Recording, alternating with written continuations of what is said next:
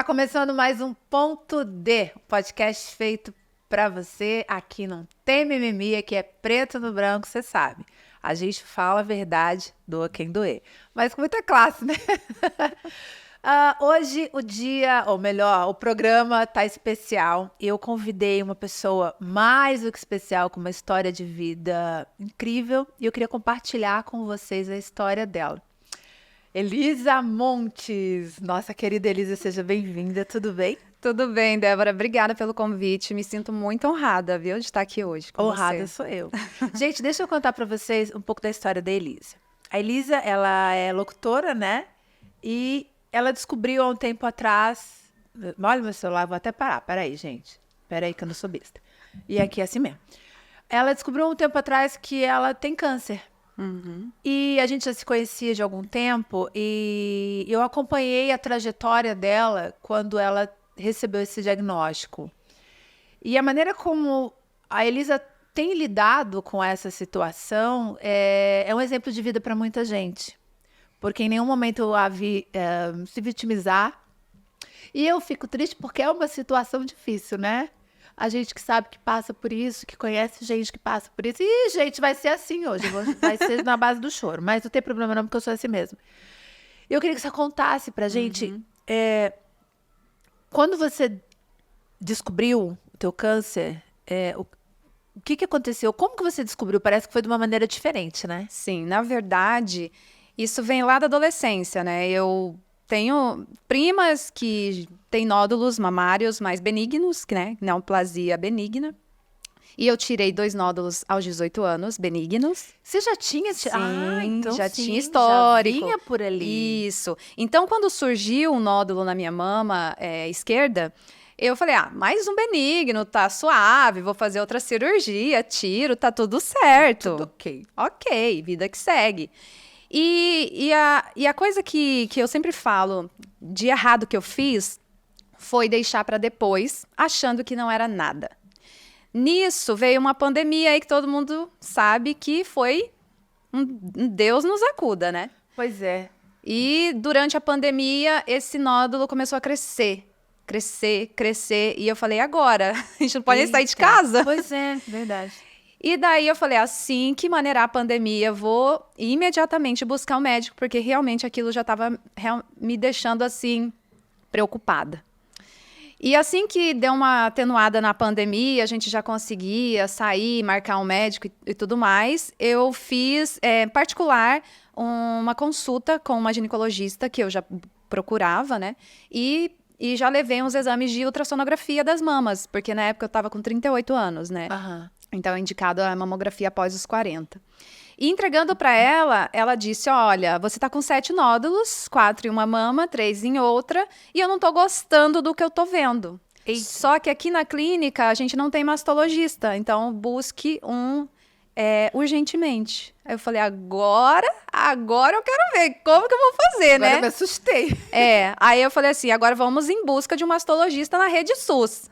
Eita! Que foi quase um desafio. Nisso, foi finalzinho de 2021. A gente tá em 2023, né? 2021. Teve o Outubro Rosa. E eu falei assim, marido, vai atrás de uma dessas caravanas aí, tenta encaixar um exame pra mim. Porque eu trabalhava loucamente, a minha vida era trabalho, trabalho e trabalho, né? E ele falou, olha, não tô conseguindo te encaixar porque eles só encaixam mulheres de 40 anos ou mais para fazer mamografia. Então, você vai ter que buscar um médico no postinho. Aí lá foi eu, né? A saga do postinho de saúde. Caramba. Fui pro postinho próximo da minha casa. Me consultei com uma clínica geral, uma doutora. E ela analisou os exames que eu havia feito, né? Que eu havia mostrado para minha ginecologista. E relatei para ela que o nódulo cresceu muito. E eu estava sentindo desconforto na axila. E ela já suspeitou que poderia ser algo mais grave. E falou do projeto, que eu não sabia que existia, do Dr. Vitor Rocha, que é o Casa Rosa, que fica lá na maternidade, na 25 ali. E ela falou, vou te encaminhar para um projeto chamado Casa Rosa, lá você vai fazer seus exames. Eu falei, ótimo, legal. Aí eu aguardei eles entrarem em contato comigo, e assim que eles entraram em contato, eu já fui atendida. E quando eu conheci o doutor, eu relatei tudo. O doutor, inclusive, é corumbaense como eu, né? E foi muito bacana, porque ele é uma pessoa de uma sensibilidade, assim, sabe, inigualável. E eu relatei todo o meu histórico e tudo mais. Ele falou, olha, vamos fazer uma punção agora? Você topa fazer uma punção? Tudo bem pra você? Eu falei, claro, o que eu mais quero é resolver esse problema. Claro. E assim fez. Fiz a punção. Ele falou, ó, daqui 2 semanas volta que o resultado vai estar na minha mão. E passou 2 semanas, mas ainda estava tranquila, apesar dos pesares. Na hora que eu voltei para ver esse resultado, ele falou, olha, o seu resultado deu aqui uma alteraçãozinha. Então, assim, é indicado a gente fazer uma biópsia para ter certeza. Mas calma, relaxa, respira fundo. Não estou falando que é algo ruim, eu só estou falando que deu uma alteração, tá? E ali mesmo, naquele mesmo momento, eu fiz uma biópsia guiada pela ultrassom. Fiz a coleta. E ele Tudo nesse centro. No projeto. Repete o nome do centro pra gente gravar. Casa Rosa, que fica na maternidade Cândido Mariano. Só lembrando, gente, que nós estamos no Mato Grosso do Sul, nós estamos em Campo Grande, tá? Uhum. Então, cada cidade tem o seu benfeitor. No caso aqui, a gente tem o Dr. Vitor Rocha, que é vereador, aqui de Campo Grande. E que fez esse projeto incrível, que, aliás, depois a gente até recomenda que outros vereadores sigam o exemplo do Dr. Vitor Rocha. E, menina, você acredita que essa semana, assim, a espera de um resultado de biópsia você não vive, você sobrevive até você abrir esse resultado. Eu sei. Então, assim, eu trabalho em rádio, eu sou comunicadora, né, locutora de rádio há quase 15 anos. E eu lembro que eu trabalhei durante a semana de espera de uma biópsia. Então, assim, eu ficava lá no estúdio alegre, alto astral, mas na hora que desligava o microfone, só Deus sabia como que eu tava, né? Como que eu tava me sentindo. Como é que é? Por fora, bela viola. Por dentro pão bolorento. Minha avó falava isso. Entreguei idade agora. Não, que isso. Mas vem de geração em geração, né? Mas aí, o que acontece? Numa sexta-feira, numa fatídica sexta-feira do dia 20 de maio de 2022, eu descobri que eu estava com câncer de mama, né? E ele pediu para eu ir acompanhada, porque exame de biópsia não é legal você ir sozinha, você tem que ir acompanhada, porque você não sabe o resultado. Meu marido foi, meu marido super confiante, amor, vai dar certo, não vai ser nada. E lá dentro, no fundo, eu sentia que ia dar ruim, sabe? Porque você tem uma intuição que aquilo não é coisa boa. Eu tinha. Parece que a gente sente. Sente. A gente sente. E eu falava pra ele assim, independente do resultado que der, eu vou pra cima. Independente. Aí ele, não, mas não vai dar nada. Eu falei, amor, independente, a vida é assim. Aí ele, crente que não ia dar nada. E eu já crente que eu ia ter que enfrentar uma pedrada. A minha intuição não falha. Quando eu cheguei lá, o Dr. Vitor Rocha começou a quebrar gelo com meu marido, falando de futebol. Falei, eu tô com câncer, certeza. Não é possível. Caraca. Até que ele se virou pra mim e falou, olha, infelizmente deu câncer de mama. Naquele momento abriu um buraco, assim. Parece que eu entrei nesse buraco, sabe? E o meu mundo caiu, assim, literalmente, né, naquele momento. E o meu marido começou a chorar, ele é de peixes, né, mais sensível. E eu sou de gêmeos, falo demais, sou prática também, e queria saber como que era o tratamento. Tá, doutor, eu tô com câncer, ok. E agora? E aí agora? Qual que é o passo que eu dou a partir deste momento? Sim. Aí ele falou, ó, ele, com toda a paciência de Jó, ele pegou um papel. Ele tem já essa expertise de dar essa notícia para outra pessoa. Inteligência emocional, né? Total, a palavra é essa. Ele pegou um papel, ele teve todo o cuidado. A gente ficou muito tempo, eu não sei quanto tempo, mas eu fiquei muito tempo conversando com ele. E uma fila de pacientes para ele atender ali, né? Porque ali é cheio sempre, né? Mas eles demoram mesmo. Sim. Aí o que acontece? Ele começou a me explicar, ó, você vai passar por o processo de químio, ou depois da cirurgia, ou antes da cirurgia. Aí depois você vai fazer uma radioterapia. Depois, provavelmente, você vai tomar por 5 ou 10 anos um medicamento, porque no seu caso, deu um câncer com subtipo HER2 positivo, que é hormonal. Depois eu pesquisando, porque o Google, cuidado, gente, o Google mata. Mata a gente. O Google você vai pesquisar. Te mata. Nossa, eu vou ter para depois contar a minha história com o Google, nunca mais. Eu fui pro Google. Eita. E daí eu vi que o HER2 positivo é um subtipo hormonal mais agressivo, né? Na escala dos subtipos hormonais. HER2 positivo. Mas por que hair? É porque tem uma membrana que cobre a célula que chama HER2. Tá. E ela provoca o crescimento dessas células, né? De multiplicação muito rápida. E o HER2 positivo para estrogênio e progesterona. Então, assim, trocando em miúdos, né? Isso. De uma maneira clara para as pessoas entenderem. Pelo fato de eu ser mulher, eu tenho câncer por conta dos hormônios femininos que eu tenho. Estrogênio e progesterona.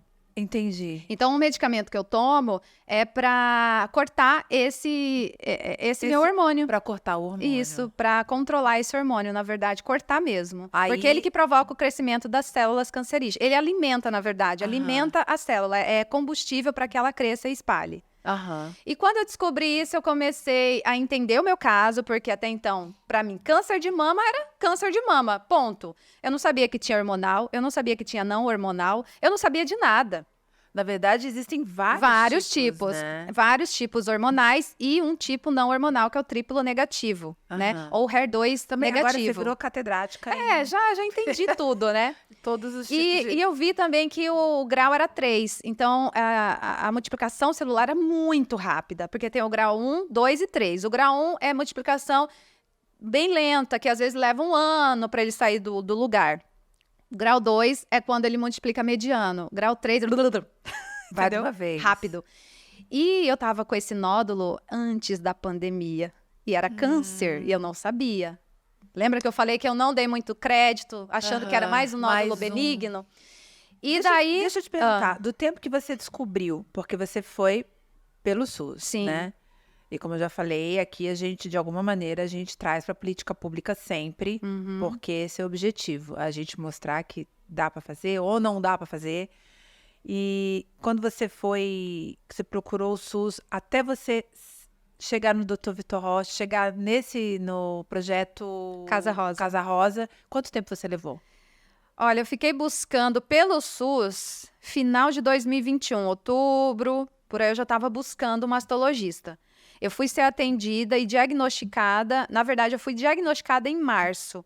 Então, levou 3 semanas depois que eu entrei no projeto Casa Rosa para descobrir que eu estava com câncer. Mas até chegar lá, teve um caminho, porque eu não sabia que existia o projeto. Ele não era tão divulgado assim. Tanto que hoje eu divulgo lá a minha rede social e falo para as mulheres amigas em conversas informais a respeito desse projeto e o quanto ele é importante para todas as mulheres de todas as idades aqui em Campo Grande. E não só em Campo Grande, mas ele atende o interior do estado. Então tem muitas mulheres que vêm de Corumbá, que vêm de Cidrolândia, que vêm de Três Lagoas para ser atendida no projeto. É um projeto de um vereador, que poderia ser um projeto de um deputado estadual, que poderia abraçar junto com ele essa causa. Na verdade, tem um deputado, né, acho que estadual, que tá junto com ele nesse projeto, que assinou, né, porque tem que ter uma assinatura, que é o Dagoberto, que tá junto com esse projeto com o Dr. Vitor Rocha. Por isso que ele ouviu o Dagoberto lá. Isso, mas é um projeto incrível e que abraça todo o Mato Grosso do Sul. Eu nunca vi o Dagoberto falar desse projeto. Bom, aí tá errada, porque eu também não acompanho muito ele sempre tá junto com o doutor quando fala sobre o projeto, igual teve uma audiência pública sobre o projeto que eu participei no Outubro Rosa do ano passado, que eu tava carequinha, eu participei junto com a Emily. Participei de uma outra audiência pública também, quando a gente teve aí uma ameaça de fechar o Hospital de Câncer Alfredo Abrão. Eu fui uma das pessoas que contei o meu relato. Por que teve você sabe por que verba? É tudo verba. Porque as contas sobem, tudo tem inflação e o dinheiro, o repasse continua o mesmo, não sobe o valor. Como que você vai cobrir uma conta que sobe? É uma coisa... Não, o imposto subiu, não diminuiu. Dinheiro tem. O problema é que não chega na ponta, né? Falta fiscalização de ponta. Então, a gente chegou lá no Hospital de Câncer numa época que a gente tinha nem copo descartável para tomar água. Então, tava bem complicado. A gente fez o maior barulho, eu e um grupo de mulheres que faz tratamento lá. Entendeu? A gente fez, divulgou o Pix do hospital para as pessoas fazerem doação, para mexer um pouco com as pessoas. Gente, existe um hospital de câncer aqui no estado, referência, e que trata pessoas de todo o estado e que tá precisando de ajuda. Agora, ele que tá pedindo socorro. Não é um absurdo? Sim. Esse tipo de descaso com... Olha, você viu, eu vou te dar o exemplo de Florianópolis. Minha mãe, quando minha mãe soube do câncer dela...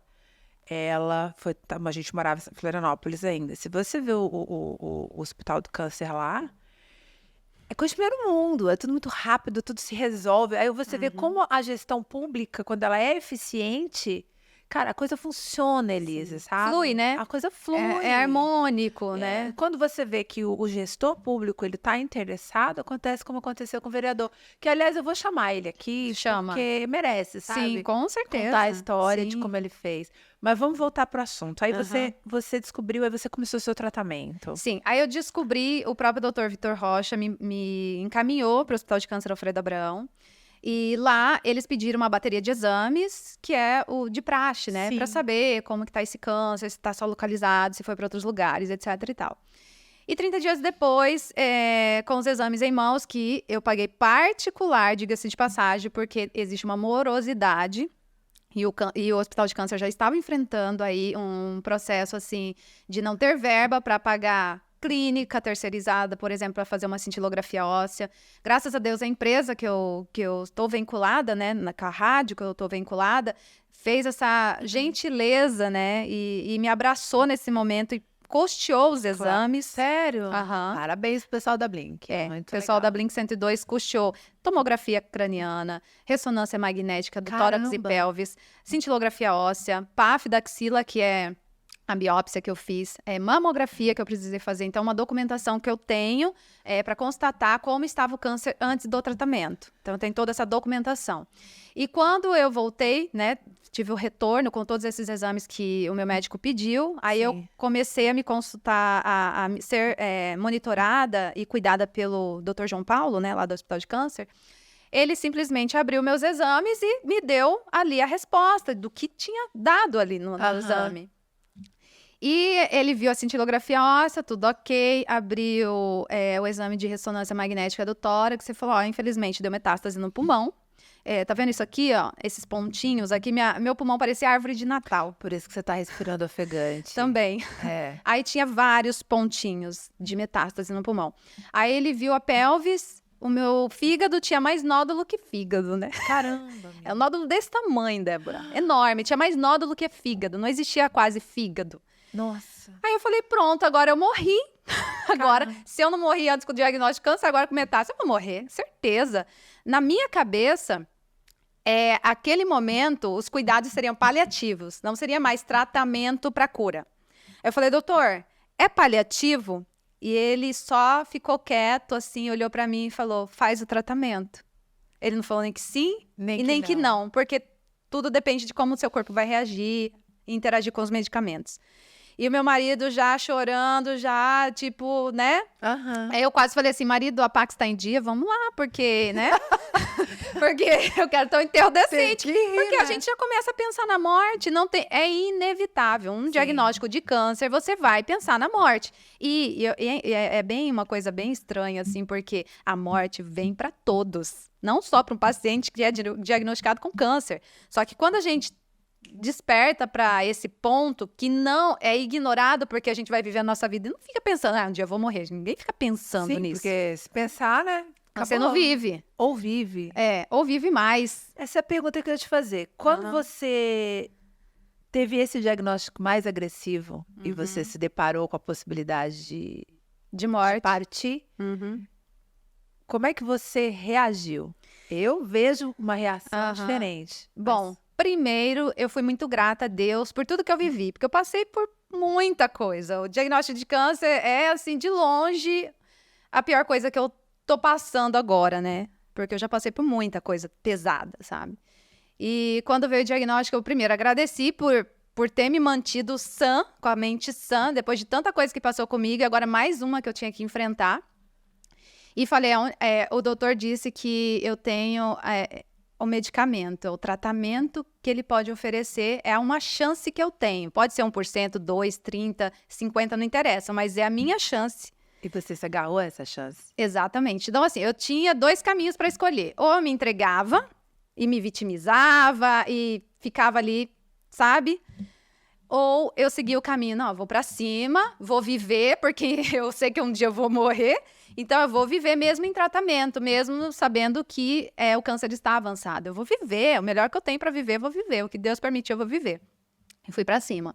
Nas minhas quimioterapias, assim, foi... o protocolo que o doutor passou foi de cara quimioterapia, e era uma quimioterapia com medicamento um pouco mais pesado por conta do avanço do câncer. Então, eu falo assim que o meu protocolo chama Cleópatra. Por quê? Porque são 3 medicamentos que foram estudados para tratar um HER2 positivo metastático, que é o meu caso. E eles deram esse nome Cleópatra. Então, eu tomava na quimio trastuzumab, pertuzumab, docetaxel. O docetaxel é o que fazia o cabelo, os pelos caírem durante o tratamento. E ele me passou 6 ciclos de quimio com intervalo de 21 dias. Durante 4 meses eu tomei essas quimios. Meu cabelo caiu 2 semanas depois, aí eu fiz um vídeo raspando rock and roll. Eu vi. Eu sou rock and roll, falei, vão pra cima, as pedras vão rolar. É isso aí. E é sobre isso, né? Vamos que vamos. Vamos pra guerra munida, né? Mas vamos pra guerra bem. Vamos pra guerra Vou bem. terminar minha guerra em Paris, porque deixa eu contar que no meio do caminho, cadê a Elisa? A Elisa estava em Paris. Eu falei, cara, essa mulher é sobre Flórida, sobre isso. É sobre isso, a vida é assim, gente, tem que aproveitar, né? É assim que se faz. É altos e baixos e a alegria tem que vir na mesma proporção do sofrimento. É Paris, Amsterdã, é Londres. Não, a alegria tem que vir maior. Tem. Não, isso é só o começo. Maior. Isso é só o começo. Filha, deu ruim. Peraí que eu vou fazer dar bom agora. Exatamente. Não tem essa, e é uma coisa assim que... O que me transformou depois do diagnóstico de câncer metastático, que foi a metástase que me impactou mais, foi a terapia vibracional energética com a Lucy Dorisbohr. Que é uma querida, né? Ela é uma maravilhosa. Lucy, beijo pra você. Beijo, Lucy. Eu encontrei ela casualmente, assim, eu digo que o acaso não existe. Não. O universo trabalha para que pessoas e situações se encontrem, né? E eu encontrei a Lucy, não sabia que ela era de Campo Grande, eu encontrei através de uma outra pessoa que estava tratando câncer, que eu estava seguindo na rede social, que morava em outro estado. E eu mandei mensagem para ela e vi que era o DDD 67. Perguntei se ela era do Mato Grosso do Sul, porque eu morava em Campo Grande. Falei para ela, ela falou, não, sou de Campo Grande. E a gente acabou se encontrando. Enfim, eu sei que quando a gente teve o nosso primeiro contato, que foi a consulta que eu fiz com ela, né, ela me acompanhando na terapia, eu iniciando com ela, eu cheguei muito cabisbaixa, eu cheguei meio desesperançosa, eu cheguei assim meio muito triste por tudo que estava acontecendo, eu estava com muitas dúvidas se ia dar certo, se eu ia sobreviver, se o tratamento ia dar certo, e a Lucy com o maior sorrisão, mulher, vai dar certo, você já venceu isso, bola pra frente, vamos lá, você vai passar por isso da melhor maneira possível, você vai vencer esse câncer. Aí eu falei, essa mulher tá louca, essa mulher não falta o parafuso. Não, eu falei, Lucy, você sabe que eu tô com metástase. Eu falei, e daí? Vamos tratar e você vai ficar bem. E daí ela começou a fazer um tratamento energético, a subir essa energia minha, que tava muito lá embaixo, né? Tava bem desesperançosa. E durante o processo de químio e fazendo a terapia com a Lucy, eu passei do jeito que eu passei, né? Pra cima, alegre, não me coloquei como vítima em nenhum momento, mostrava sim a realidade, porque a gente não pode esconder o fato que um tratamento de câncer é difícil, é agressivo, mas você escolhe da maneira que você quer passar por ele. E é bom quando a gente tem pessoas do nosso lado para poder dar esse up pra gente, sim, né? Porque querendo ou não, a gente ouve muita coisa negativa depois de um diagnóstico de câncer. Das pessoas? Olha... Como é que as pessoas reagiram ao teu diagnóstico? Como é que as pessoas reagiram a maioria? a você? Eu vou contar a maioria. Sempre tem aquela porcentagem menor que dá um gás pra gente, que são pessoas assim, que são anjos de Deus na Terra, né? Mas tem aquelas pessoas, não falo que não são anjos de Deus, mas são pessoas que são menos esclarecidas. São pessoas sem noção mesmo. Tipo, olha pra você. Você acredita que eu tive parentes, prima, que falou assim, eu vou visitar você, né, prima? Porque eu tava falando pra minha irmã que você já tá com o pé na cova. Você tá brincando. Prima, você é muito sem noção, prima. Mas assim, ela sempre foi assim, língua solta. Mas você entende que... Era língua solta, é uma coisa. Mas você entende que para uma pessoa que tá num momento de fragilidade, qualquer coisa fora do contexto entendo. Pesado. Eu entendo, sua prima e ela me fez um comentário desse no Shopping Norte Sul. Sério? Eu tinha acabado de sair de uma clínica, eu tinha acabado de fazer tomografia craniana com suspeita de câncer na cabeça. E ela faz esse comentário pra mim. O meu marido olhou, ele quase voou nela. Ela não é cunhada, não é prima mesmo. É prima. Mas, assim, Que pira é essa, é gente? complicado, porque, assim, as pessoas me olhavam com cara de piedade, de dó, de coitadinha, e eu odiava esse olhar. É muito É como se ruim. eu fosse um nada. Eu me sentia um lixo quando a pessoa me olhava assim. Porque, gente, eu falo, gente, eu tô tratando uma doença, assim, eu sei que é grave, mas eu sou maior que a doença. A doença é isso aqui. A doença é um detalhe ali que eu vou resolver. E se Deus permitir, eu vou passar por isso. Mas as pessoas colocam o câncer maior que a gente. Deixa eu te falar uma coisa. Você sabe que essa energia que você emana contra essas pessoas que olham para você com pena é que te dá força? Sim. Porque eu conheço algumas pessoas que têm alguma doença e que elas se alimentam, a palavra é essa, da piedade dos outros. Coitadinha de mim, olha como eu tô sofrendo. Olha, vem cuidar de mim. Olha, não sei o quê. Vem cá engajar comigo na rede social, porque tem essas também, né? Tem. E eu fico, olha, eu fico apavorada com gente assim. E você me falando isso, agora eu entendo, porque eu olho você na rede social, que é por onde eu te acompanho, e eu vejo a tua energia de dizer, ó, eu sou maior que isso. Eu sou maior que Existe isso. uma Elisa Montes. Claro. O câncer é um detalhe que aconteceu. É isso. Entendeu? As pessoas precisam aprender. Sim. Porque quando você se foca na energia do, olha, eu tô doente, olha, coitadinha de mim, olha, mas Elisa, eu vou te dizer, eu tenho pavor de gente, se você em alguma hora fez isso no começo, etc e tal, você fez de uma maneira sutil e que não me pegou, mas eu vejo todo o resto, de gente que tá lá, olha como eu tô doente, aí posta foto com, sabe, cheia de remédio na cama. Não façam isso, não façam isso. Isso atrai para você só piedade. Eu prefiro quando eu vejo a tua foto linda lá, em Paris, de bolha, chiquérrima, toda parisiense, dizendo merci beaucoup. Exatamente. Entendeu? E dizendo, olha aqui, ó, isso é a energia que você tem que trazer para você, não a energia Sim. da coitadinha de mim, Sim. do vitimismo, etc. Sim. E é isso que eu me orgulho em você. E é essa lição que eu quero que você dê para as pessoas e que outras pessoas que estejam na situação de qualquer doença tenham em si isso, que aquilo que você emana é aquilo que você atrai. Então, se eu atraio uma energia de vítima, eu vou atrair gente com piedade de mim, Sim. né? Com dó, coitadinha. E essa energia vai vibrando. E é uma energia pesada, uma energia densa, porque a doença em si, ela já traz uma carga muito pesada e negativa, a própria doença. Sim. E no subconsciente coletivo, um paciente com câncer, eles têm um arquétipo de um paciente, assim, no fundo de uma cama, magro, no fim de carreira, né? Acabou, Pois é. acabou, não existe mais vida. Sabe, aquele paciente que tá lá na depressão, que tá lá, coitado. E eu tô mostrando para as pessoas que hoje, né, eu sou uma paciente crônica de câncer, por conta das metástases, eu preciso tomar um medicamento a cada 3 semanas, que eu faço por infusão na veia, que é o pertuzumab e trastuzumab, para combater as células, é um imunoterápico que eu tomo. E ele me dá alguns efeitos colaterais, mas eu vou me rebolando para poder conviver com isso, porque isso já é uma condição que já vai estar dentro da minha rotina, e eu vou ter que aprender a lidar com isso, né? Isso. E é para a vida inteira, por conta da metástase. Mas qual que é a notícia boa? Primeiro, Qual é a notícia boa? Qual que é a notícia boa? Faz 1 ano que eu recebi meu diagnóstico, foi em 20 de maio do ano passado. Sim. Vai fazer 1 ano agora, em julho, que eu iniciei o tratamento, né, com os medicamentos, que eu comecei com a quimioterapia. Hoje não tenho mais metástase. O pulmão Que bom. não tem mais metástase, o fígado não tem mais aquelas metástases, né, aquelas bolas enormes que foram encontradas.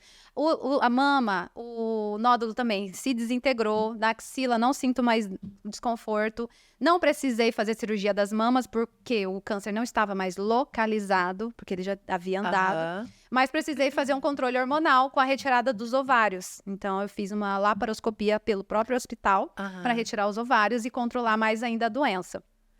Faço um monitoramento a cada 3 meses para saber, para checar se tudo ainda tá ok e se o Aham. remédio ainda tá interagindo e fazendo o que ele tem que fazer no meu corpo, senão a gente Aham. troca. Aham. Então, os últimos exames que eu fiz e entreguei pro doutor, ele ficou impressionado. Porque eu fiz, assim, de novo a cintilografia óssea para ver se... Porque eu tava sentindo uma dor aqui na lombar e eu tava com medo de ser... Porque qualquer dor para um paciente metastático pode ser metástase. Sim. Eu falei, cara, se eu tiver com metástase na lombar, eu tenho que me afastar das atividades físicas, senão eu não posso quebrar o osso. Aham. Então, eu vou fazer o exame e ter certeza que não é nada de metástase. E eu pedindo a Deus, Deus, tá nas tuas mãos. E aquela coisa, você entrega.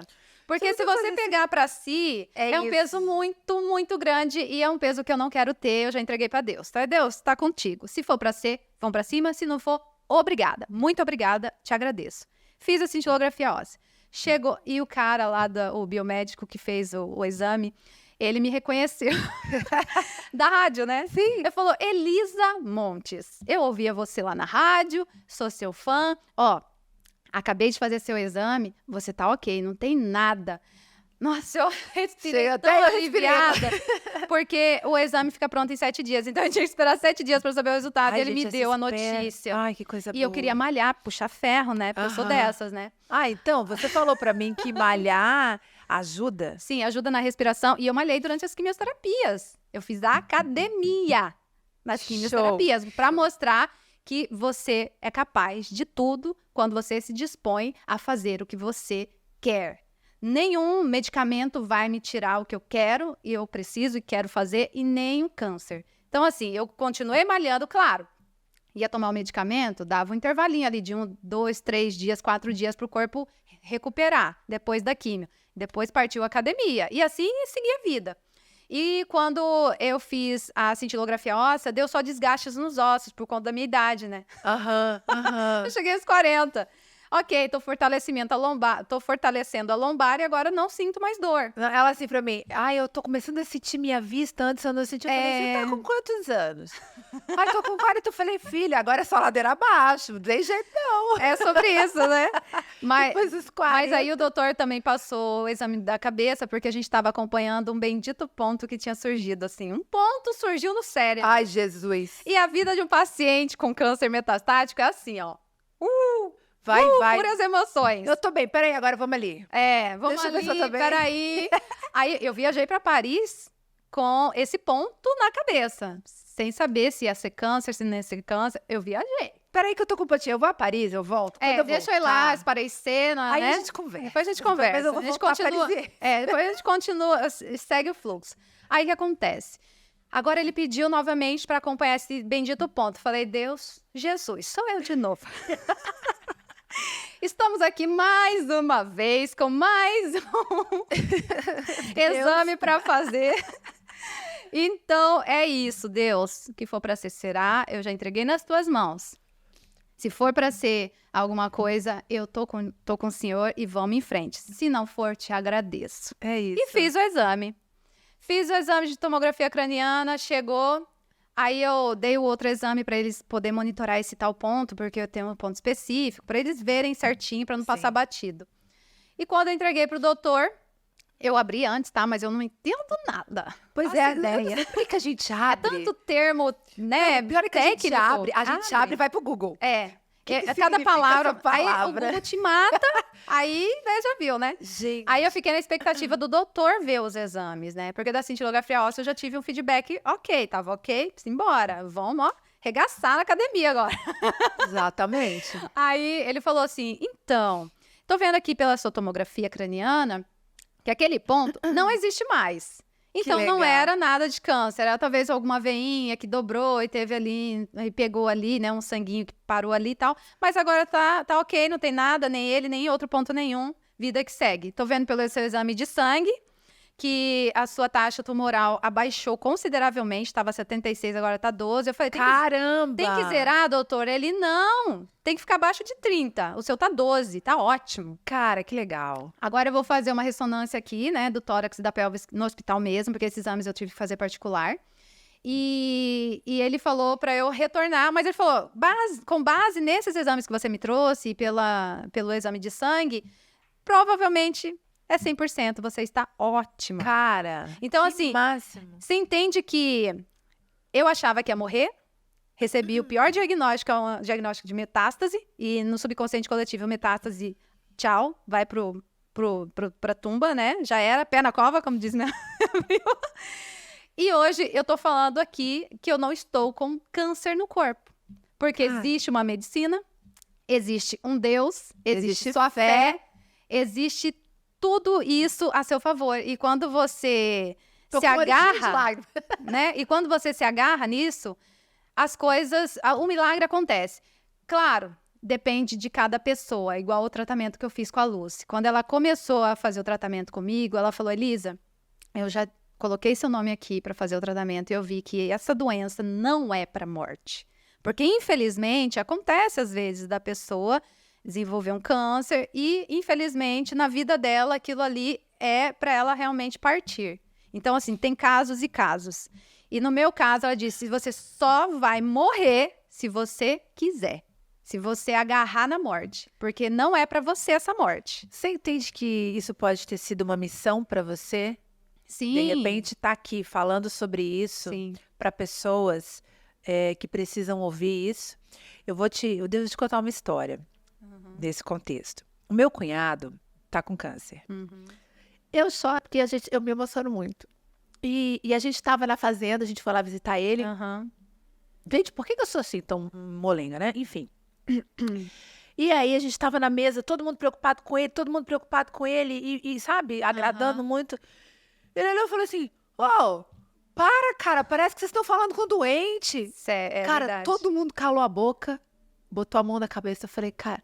E de novo, ele tá com metástase, tá internado, mas ele é o cara que fala, não, eu tô bem, eu vou sair daqui. Sim. E você olha pra ele, você vê que ele é um cara que ele não se entrega. Exatamente. Não se entrega.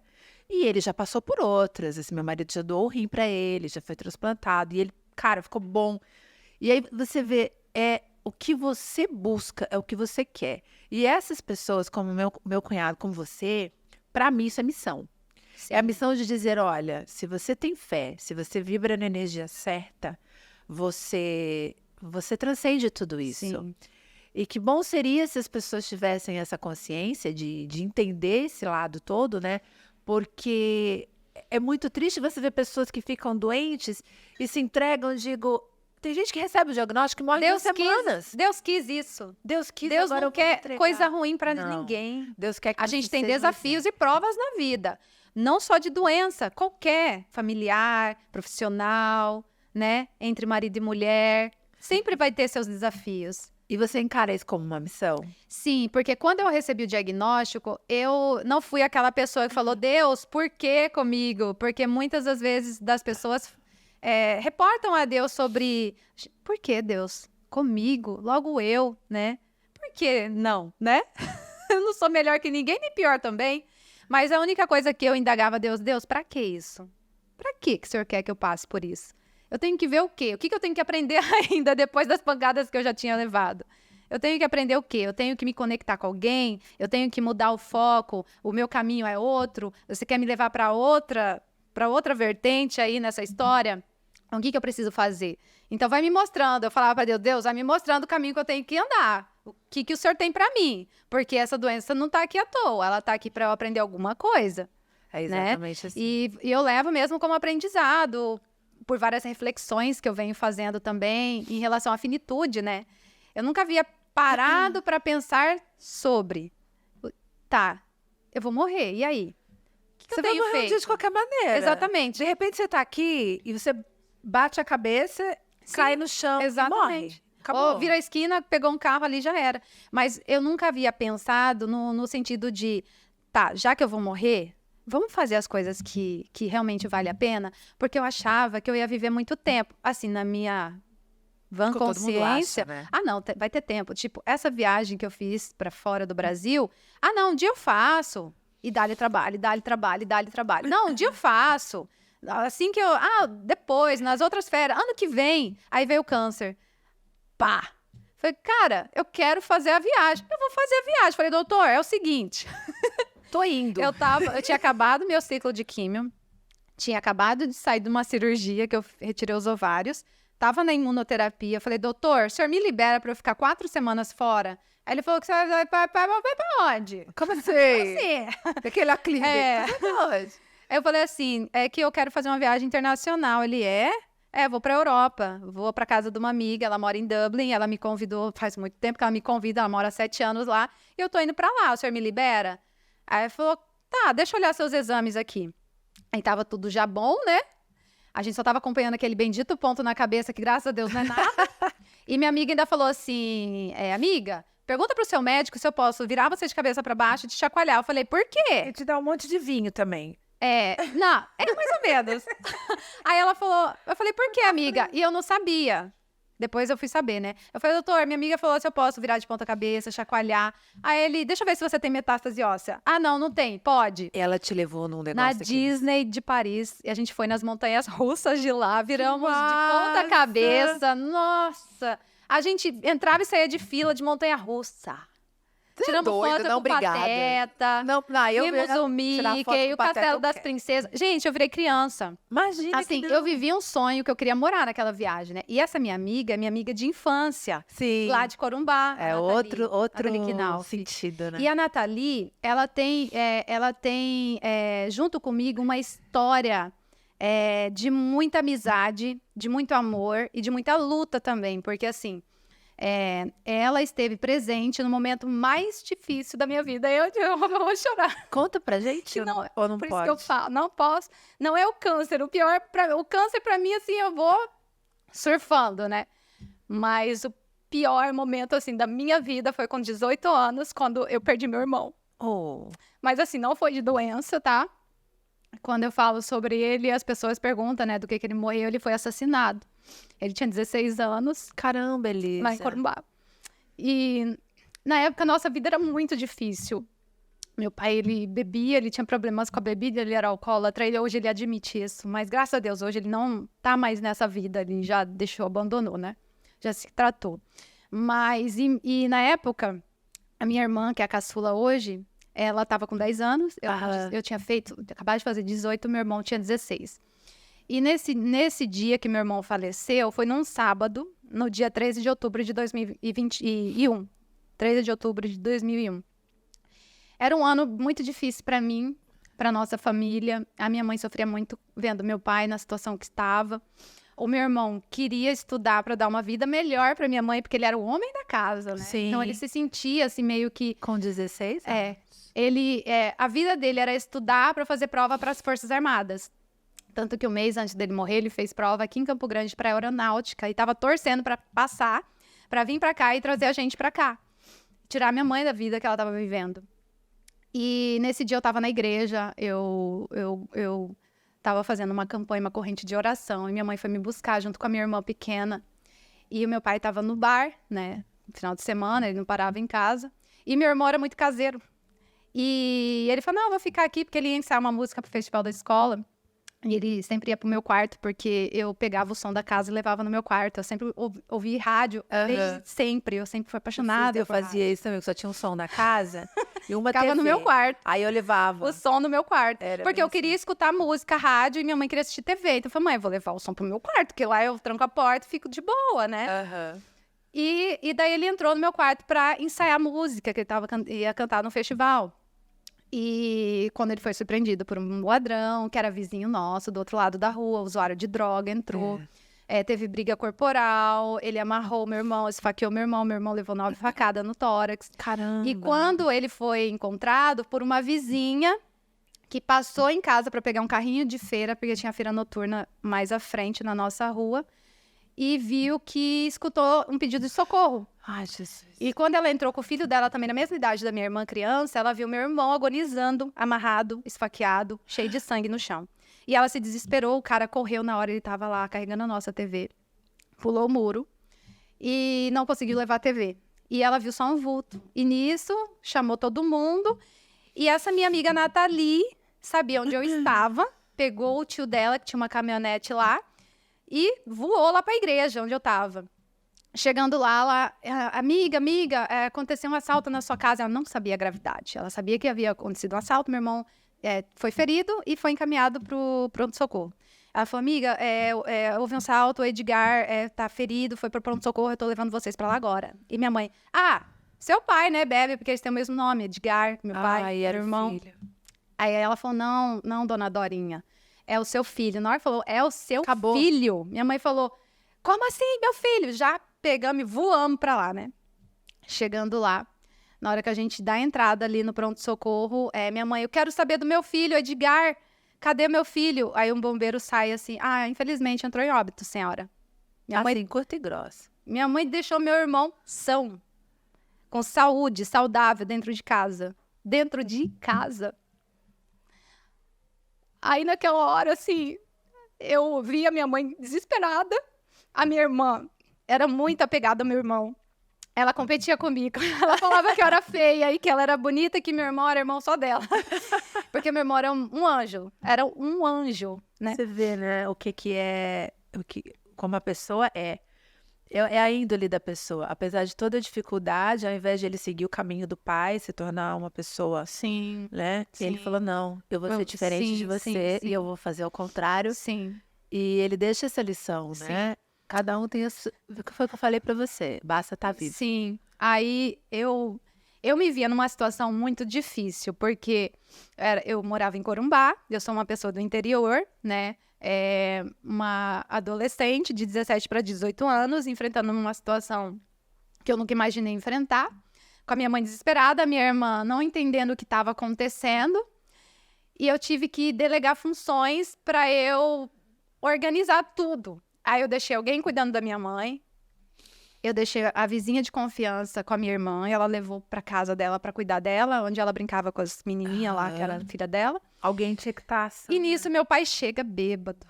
Alguém levou ele para lá, contou que o filho dele tinha morrido, e ele bêbado. Meu filho morreu! E minha mãe vendo meu pai bêbado, descalço, sem camisa, zoado, bêbado, chorando, querendo abraçar ela, e ela já numa vida assim difícil com a bebedeira dele. Lá em casa, Débora, a gente era tão difícil a nossa vida financeiramente que a gente não tinha nem lugar para sentar. A gente tinha uma TV velha e a gente sentava no chão. Falar que eu passei fome, eu não passei fome, mas a gente passou algumas necessidades de ter, assim, arroz e salsicha para comer. Mas graças a Deus sempre tinha alguma arroz coisa. e salsicha. Entende? Então, e daí alguém cuidou do meu pai, eu deixei uma pessoa cuidando do meu pai e eu fui ver o quê? Velório. Essa parte Como que eu ia fazer? Com quem eu ia falar? Eu não sabia de nada. Meu pai estava bêbado e ele poderia me ajudar nisso. Ele estava bêbado. Minha mãe, sem condições. Minha mãe tinha sido sedada. Ela estava sem condições. E minha irmã tinha 10 anos. Era com você. Aí a minha amiga falou, você não tem nenhum parente aqui que você pode... E parente, assim, lá eu não tenho em Corumbá. Tem uma irmã do meu pai, mas não era tão próxima na época. E lembrei da minha tia que estava lá. A irmã da minha mãe, e ela resolve tudo. Sabe aquela tia que resolve tudo? Sei. Eu tenho essa tia, a tia Neia, e tava o tio Carlos. E eu fui lá na parte alta da cidade andando, porque é longe de onde eu tava. Bati lá, falei o que tinha acontecido. Ela saiu até de pijama e foi agir as coisas, né? Nisso eu voltei pra minha casa, porque eu descobri que tinha um monte de curiosos lá. Na hora que eu entrei na minha casa, meu irmão foi morto no meu quarto, perto da minha cama. Nossa Havia Senhora, uma Elisa. poça de sangue. E quando eu olhei aquela situação, o quarto tudo revirado, o cara tava procurando alguma coisa de valor, mas a gente era tão pobrezinho naquela época, era tudo tão, sabe, tão simples. E quando eu vi aquilo ali, eu falei, cara, minha mãe não pode ver isso, meu pai não pode, minha irmã não pode, só eu da minha família e minha amiga vimos aquele quarto. E isso tá registrado na minha mente, sabe? A imagem, o cheiro que eu senti de sangue. Você não vai esquecer nunca mais da sua vida. Quando eu sinto um cheiro próximo ao que eu senti naquele quarto, vem toda aquela lembrança. Nossa. Aí eu lembro que ela falou, a gente tem que ver se a civil veio aqui pra fazer a perícia. Minha amiga era despachada, né? Civil pra fazer a perícia. A Nathalie. Aí eu falei, amiga, nem sei o que é isso, né?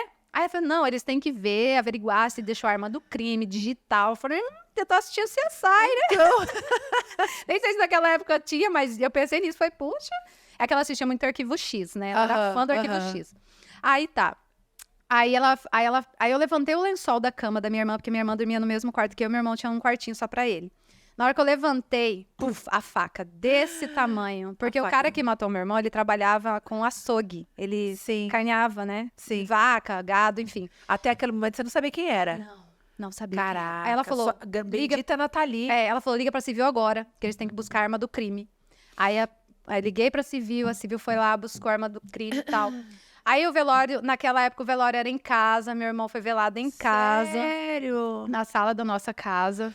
E o quarto lá, daquela situação ainda, eu tranquei, porque era o meu quarto, mas eu tranquei, não deixei ninguém entrar, nem meus pais, e meu irmão sendo velado lá na sala. E assim, uma coisa que eu sempre enfatizo, é em relação a como a gente tem que dar valor o hoje, o agora e o presente. Porque o meu irmão, uma coisa que ele tinha muito era, ele comprava uma blusa, quando tiver uma ocasião especial eu vou usar. Ele comprou um sapato, ele era de guardar dinheiro, ele era bom com finanças. Eu nunca tinha um puto na carteira, mas ele sempre tinha. Ele com certeza, se ele tivesse aqui hoje, ele seria o cara. Sim. E ele guardava, ele tinha cofrinho, ele tinha os modus operandes dele, de guardar dinheiro, e sempre tinha dinheiro.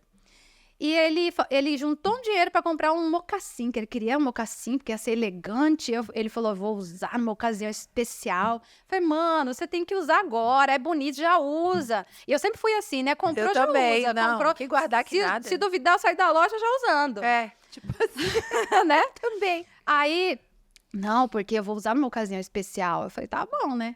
Aí, quando ele morreu, quem que escolheu a roupa dele do enterro foi eu. Você. Quem que guardou as coisas dele depois fui eu. E quando eu escolhi a roupa dele pra ele ser enterrado, ele foi enterrado com as roupas que ele falou que guardaria pra uma ocasião especial. Nossa, amiga. E a ocasião especial era o quê? O enterro, o velório, o enterro dele. Gente, eu falei assim, eu já tinha isso comigo, de não guardar nada, assim, de usar logo, né? Agora mais ainda, porque, cara, a ocasião especial é agora, você tá vivo. Amanhã eu não sei, É isso aí. né? Amanhã eu Por não sei isso se eu vou estar aqui. E por isso que você foi pra Paris. É, porque daí o câncer, eu acho que ele me trouxe mais ainda essa consciência de como somos breves na Terra. E que a gente tem que fazer valer mesmo, sabe? Tem. E sem medo de ser feliz, sem medo das críticas. Porque, assim, a crítica vai acontecer. De qualquer maneira. De qualquer maneira. Então, que seja fazendo alguma coisa que você goste. É isso né? aí. É bem isso. Nossa, que história. Você quer escrever um livro, não? A gente pergunta, né? Porque tem história pra contar. Tem. Você pensa, eu acho que você deveria, não sei se você já pensou, se você, dentro dessa tua missão, criar algum tipo de palestra ou alguma coisa que leve essa história de superação para outras mulheres, porque a maioria das mulheres é tão vitimista, você não faz ideia. Te dar um exemplo.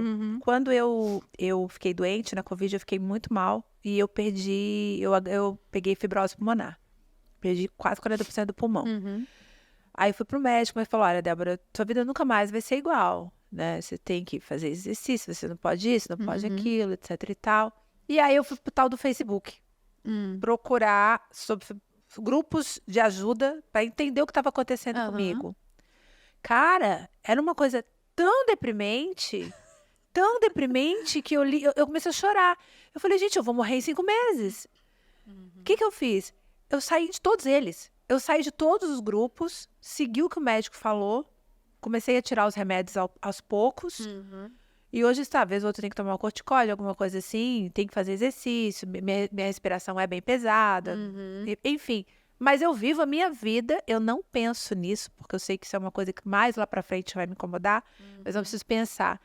Mas eu vi ali naquilo ali, como as pessoas se entregam para a doença, se vitimizam, parece que a necessidade de ter pena. E aí eu escuto você falando, mesmo com todas as suas histórias, como você transforma isso em força para você. E a gente tem que tirar a força da gente dessas tempestades, sabe? É transformar essas nossas fraquezas em fortaleza. Sim. E você precisa levar isso para outras mulheres, você precisa passar isso para outras mulheres, a tua história de vida, e dizer, ó, você tá aí, eu já passei por isso, eu tô passando por isso, mas olha como é que eu tô, fui pra Paris. É, isso mesmo. Eu fui pra Paris. E era uma viagem que eu já tava sonhando há muito tempo. E essa minha amiga Nathalie, que esteve lá, que falou, liga pra civil, que eles têm que fazer a perícia, que ela sempre foi despachada. Hoje ela trabalha no RH, ela fez faculdade lá. Sim. Ela lidera uma equipe lá de soluções de problemas, que é bem a cara dela. E ela fala inglês fluentemente. E então foi muito tranquilo, né? Porque eu não falo nada, né? Eu só chegava lá, sorry, I'm sorry, I don't speak English. É só. Não parle français. Pardon. Merci beaucoup. É isso mesmo.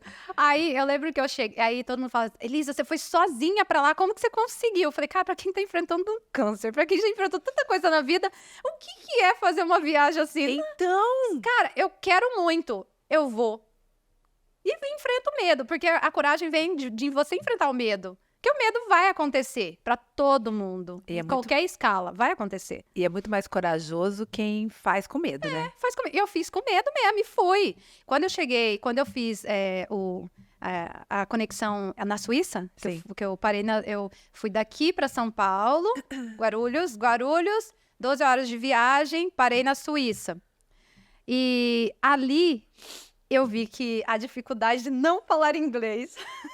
Porque.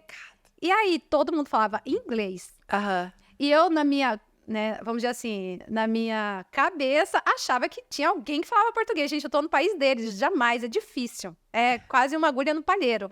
Aí eu, I'm sorry, I don't speak English, I speak in português. Aí a mulher só deu uma gargalhada. Português? Nossa. Eu falei, tô ferrada. Pega o Google, teu tradutor. Não tava com internet. Eita. Eu tava sem chip. É isso que me deixou mais... louca. Mas aí eu fui na loucuragem. Não tem problema não, Aí faz a mímica. minha você amiga jogou falou assim, imaginação. a minha amiga, quando eu cheguei lá, expliquei pra ela a situação, ela falou, amiga, as pessoas com certeza te olharam meio ET, porque eu cheguei num grupo de idosos, porque eu falei, idosos acolhe, Sim. idosos, né, e eles estavam com um colete lá. Depende, eram alemães? Não, eram muito simpáticos. Graças a Deus. Mas aí eu cheguei, excuse me, I'm sorry, I don't speak English. Aí eu mostrei meu cartão de embarque pra saber a plataforma que eu tinha que me deslocar. Aí eles, e o outro em inglês. Eu falei, I'm sorry, I don't speak English. Eu disse, I don't speak English. Qualquer parte vocês não entendem, né?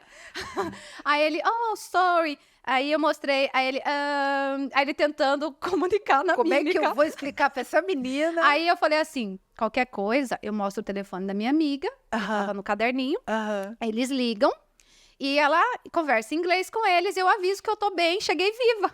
Porque Caramba. eu precisava me comunicar também com a minha família, com ela, que eu tô bem, que eu tava esperando o meu próximo voo. E daí eu falei assim, deixa eu pensar, porque você não fala aquela língua, você fica assim, tá. My friend, telephone, my friend, house, Dublin. Cara, eu só vi o grupo de idosos rindo da minha cara. Claro, morrendo de rir. Aí eu sei que eles me conduziram, eles praticamente me pegaram, me colocaram num bondinho, foram todos comigo até a plataforma que eu precisava ir. E lá, chegando lá, eu vi no cartão de embarque que tava certo. Eu falei, se caso eu não me comunicar com ninguém, eu vou pegar o voo certo. Chegando lá na minha amiga, eu falo com todo mundo. Aham. Mas eu queria falar que eu tava bem, porque eu fiz uma viagem muito longa, atravessei o oceano, praticamente. Aí, e pra pedir internet? Ai, Jesus. Era na mímica. I need internet. Aí eu, I'm sorry, internet, Wi-Fi, internet. Aí todo mundo, tipo, não understand, what, não sei o quê, sorry, tipo, não te entendo. Aí até que um rapaz muito simpático falou, speak italiano? Eu falo, olha, eu não explico não, mas se você falar talvez eu entenda. Aí e começou a falar italiano, parece que ele tá falando em português comigo. Gente, É uma, porque é diferente, uma loucura, né? é muito diferente, mas o inglês é pior. Ele falou italiano, eu entendi tudo, que a máquina estava no canto direito, que eu tinha que colocar meu passaporte ali, meu cartão de embarque, que ia sair um papel com a senha da internet para eu entrar e ia ter internet livre durante 3 horas ali dentro do aeroporto. Que legal. Entendi tudo. Chegando lá, a máquina não estava me dando esse papel. Jesus, por que a máquina não dava Não o sei, papel? não sei. Voltei lá no carinha italiano lá, falei, É que olha, você tem a que máquina... colocar no livro. A máquina não soltou o papelzinho. Aí ele, ai, sinto muito, tipo, vê ali em cima se tem outra máquina. Aí eu subi uma escada rolante. Chegando no final da escada rolante, eu escutei um grupo de brasileiros conversando. Mentira. Brasileiro tá em todo Um deles lugar. era campograndense? Não. Porque outra coisa que tem em todo lugar é campograndense. Exatamente. Na hora que eu ouvi a conversa em português, parece que um bálsamo desceu sobre a minha vida. Nossa. Eu falei, Jesus, obrigada, Senhor. Obrigada. Caramba. Na hora que eu falei, isso é música para os meus ouvidos, eles riram. Eles olharam e disseram, quem é essa doida? E tinha uma dupla, né, um irmão com irmã, que eram brasileiros, iam para Londres, e uma japinha, uma moça muito simpática, que ia para Dublin, no mesmo voo que eu. Ai, que bom. Ai, contei toda a minha história, eles desceram comigo lá para ver a máquina. Era bobina, tava sem bobina a máquina, o cara trocou na hora. Gente. Sei que tudo deu certo. E é isso, você entende, Débora? Eu entendo. A gente fica com medo, mas a gente tem que confiar em Deus. Amiga, eu tenho o nome pro seu livro. Eu fui pra Paris. 3 pontinhos. Isso aí, eu fui pra... Você entendeu? Não, eu só não fui pra Paris, né? Eu fui pra Dublin, Irlanda. Conheci o Temple Bar. Dei uma bicadinha na cerveja Guinness, que é a cerveja deles Você não preta. pode beber, né? Por causa dos remédios. Posso, mas assim, a minha... É isso aí, poder. Eu não posso, mas eu fui liberada. Assim, Ai, uma caiu um negócio no meu olho. tacinha, uma bicadinha. Uma bicadinha de vez em quando, pra ser porque eu tomo feliz. remédio ainda, né? Aham. Mas eu posso tomar um champanhe, uma tacinha de vinho, tudo muito comedido, mas posso. Então eu conheci Dublin, eu conheci o mar, Débora, pela primeira vez na Irlanda. Eu nunca tinha Você visto nunca o mar. viu o mar? Eu falei, antes de eu morrer, eu Mentira. preciso conhecer o mar, mas tudo bem, eu quero viver mais pra conhecer outras coisas. Não, sua próxima viagem é aqui no litoral brasileiro. Eu já tô programando, Você inclusive, com o precisa. meu marido, pra gente ir pro Nordeste da vida aí. Eu e te sugiro pra você ir conhecer. pro Maragogi. É. Porque Maragogi você mergulha. Ai, que delícia. A água E é é sol, transparente, e a areia é quente, é quente. sol, não vai Menina, chover. não sei se você foi pra algum mar da Europa. A areia Eu é nunca fui preta. pra Europa. Lá tem uns pedregulhos que fura seu pé, mas é assim, é uma beleza diferente. A água é gelada. Eu tomei um banho terapêutico, porque eu entrei lá. Eu Eu acredito. entrei na água, tava 10 graus, e lá dentro do mar, pensa quantos graus não tava, né? Tava Caraca, muito gelado. Mas você tinha Mas que eu fazer fui. isso. Você tinha que fazer. Eu tinha. Como é Eu que você falei vai assim, lá, lavei né? a alma. Claro. Lavei a alma. Lavou a Aí eu falei, gente, a primeira vez que eu conheci um mar, a praia, foi na Europa. A primeira vez que eu tive Gente, eu não contato com o mar. acredito. É. E Amiga aí, do céu. depois de lá, eu fui com a minha amiga, porque é a viagem de amigas, né? De comadres. Aí eu fui com ela pra Amsterdã. A gente foi pra Amsterdã. A gente conheceu o maior jardim da Europa, que é o Keukenhof, que fica ali na Holanda, né? Bonito, Amsterdã é certo. capital da Europa. Aí depois a gente foi pra Paris. Aí fomos pra Disney de Paris. Caramba. Conheci a Torre Eiffel. Nossa, a Tower Bridge eu conheci na Inglaterra, em Londres, que depois a gente foi pra Londres. Conheci a Tower Bridge, que é aquela ponte que é transparente, né? Aham. E fui no Museu de Cera, tirei foto com as personalidades. E eu lembro que quando chegou na ala de Hollywood, lá no Madame Tussauds, que é o grande museu de cera, Aham. a minha amiga falou, amiga, eu já vim pra Londres umas 3 vezes, já vim pro Madame Tussauds algumas vezes. Então, assim, você vai pirar, porque é a sua primeira vez, Aham. você vai ver ali personalidades, vai falar, ai, tira foto comigo. Fala assim, ó, fica à vontade, se quiser que tire, eu tiro, mas eu vou ficar na minha. Eu vou ficar aqui com cara de paisagem, porque... Boa, porque tipo, eu não vou pagar esse mico, né? Eu já sou quase europeia. Aí eu falei, tá bom, amiga. E eu tô olhar que brilha, né? Olhar de criança pra tudo. Claro. Entrei no Madame Tussauds e eu registrei tudo na minha rede social. Dei de cara com Brad Pitt. Dei de cara com Leonardo DiCaprio. Meus crush da adolescência. Menina, eu não supero aquilo até hoje. Aí a minha amiga chegando lá, falei, amiga, tira foto. Aí ela, amiga, tira também com o Leonardo DiCaprio, minha. Eu falei, qualquer parte que não você aguentou. falou que você não ia tirar foto? Então... Mas não dá, cara. É muita coisa linda. Ai, gente, muita que coisa delícia. linda. Olha, eu tô aqui, meu olho caiu. Acho que foi cisco. base? Não, acho que é base. Ah, tá. E tá daquele jeito. Gente, que história. Já falei, você precisa escrever um livro. E você precisa criar uma rede de apoio. Conta comigo pra você mostrar pra essas mulheres, pra essas pessoas que cabe a você. Cabe a você o caminho que você vai escolher com qualquer diagnóstico que você receber na sua vida. É a tua energia que faz você estar onde está, praticamente curada. Sim. E nada mais do que isso. E- Não é só a tua fé, é a e- tua Sim, energia. e outra coisa, a gente ouve sempre, mas metástase, você sabe, né? Pode voltar de novo, você é uma paciente crônica. Mentira, Mas, você assim, escuta isso? Escuta. Ai, pelo amor de Deus. Mas eu falo assim, gente, se eu viver pensando no amanhã, eu não vivo, porque eu tenho ansiedade, eu trato uma ansiedade. Agora, pensa uma pessoa ansiosa passar por um diagnóstico de câncer. Penso. Então, eu tratei muito isso em terapia. Então, assim, eu não penso no amanhã. O amanhã, a Deus pertence, eu não tô lá, eu tô aqui. E aqui eu tô bem, eu tô curada. E é isso. E segue, vida que segue, vamos viver o que é pra viver. Claro, vou ter que ressignificar muita coisa, é um momento que eu estou também passando por terapia, principalmente por questões profissionais, porque a minha capacidade pulmonar mudou, existe um efeito colateral do medicamento que eu vou tomar pra vida toda, mas eu continuo tendo meus sonhos, planejando muita coisa e vou continuar vivendo. Amiga, você é... Já estou chamando de amiga, já virei íntima, já virei... É sempre assim. Tô sempre terminando aqui numa amiga, porque isso aqui era uma conversa tão pessoal, tão gostosa, pros outros também. Nosso tempo acabou. Mas a gente tinha muito mais. Deixa eu falar uma coisa pra vocês. Pra todo mundo que é sem noção, hoje eu vou terminar assim. Para os sem noção que escutam esse tipo de coisa e falam essas besteiras, por favor, calem-se. É a melhor solução para vocês. O que a gente precisa, quando a gente não está numa boa fase, é de energia positiva e não de comentários desastrosos, de mau gosto, que só atrapalham a nossa vida ou o nosso pensamento naquele momento. Então, se você não tem nada de bom para dizer para ninguém, cale-se. Melhor coisa que você faz, tô certo ou tô errado? Tá, certíssimo. É isso aí. O silêncio é ouro nesse momento. O silêncio é ouro. E a gente vai terminando por aqui com mais um podcast. Elisa, para aquela câmera ali, você quer deixar um recado para as pessoas que te ouviram hoje? Bom, o recado que eu deixo, gente, primeiro, muito obrigada pelo convite. Foi um bate-papo muito gostoso, viu, Débora? Eu que agradeço. Amei. Eu que agradeço. O recado que eu deixo é o seguinte: a cura transcende a biologia. Biologicamente, eu não tenho cura. Biologicamente, o meu estado é crônico. Mas eu já me sinto curada. E eu vivo essa cura. E eu vivo feliz. É isso. Gente, que história de vida. Vai sair um livro aí. Fui para Paris. 3 pontinhos. Esse foi mais um podcast Ponto D pra você. Hoje eu passei o tempo todo assim, emocionada, porque é uma história de vida linda. E eu agradeço do fundo do coração. Se você gostou, se tocou o teu coração também, não esquece de curtir, comentar, compartilhar com seus amigos o nosso Ponto D Podcast. E até o próximo Ponto D. Tchau, fui.